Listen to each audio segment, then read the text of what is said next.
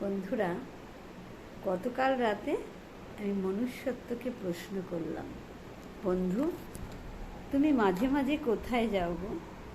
ও বলল, 365 দিনের মধ্যে 265 দিন তো আমি তোদের ঘরেই থাকি, মধ্যবিত্তদের ঘরে, আর বাকি 100 দিন আমি ভাগাভাগি করে থাকি হঠাৎ বেড়ে ওঠা বড়লোক এবং ধনীপতিদের ঘরে।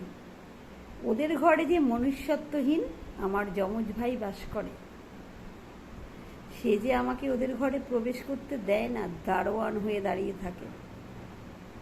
তাই আমি তোদের ঘরেই থাকি। যখন মনুষ্যত্বহীনের হঠাৎ ইচ্ছে হয় মধ্যবিত্তদের ঘরে আসবে ওদের বিবেক নাড়াচাড়া করার জন্য, তখন আমাকে বাধ্য হয়ে যেতে হয় ধনীপতিদের ঘরে। কারণ আমরা তো এক জায়গায় থাকতে পারবো না, আমাদের মতের মিল হয় না। আর যখন আমি ধনীপতিদের ঘরে যাই, ওরা আমাকে ঢুকতে দেয় না ওদের প্রবেশদ্বারে। কারণ ওরা আমাকে চায় না, ওরা বলে আমাদের সব আছে, তাই তোকে আর আমাদের প্রয়োজন হয় না। তাই আমাকে বাধ্য হয়ে আবার তোমাদের ঘরে ফিরে আসতে হয়।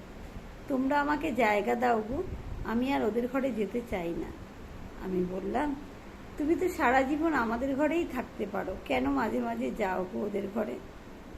ওই আমার যমজ ভাই যখন মাঝে মাঝে তোদের ঘরে আসে, বাধ্য হয়ে আমাকে যেতে হয়। আমি আর যাব না ওদের ঘরে, তোদের ঘরেই থাকবো।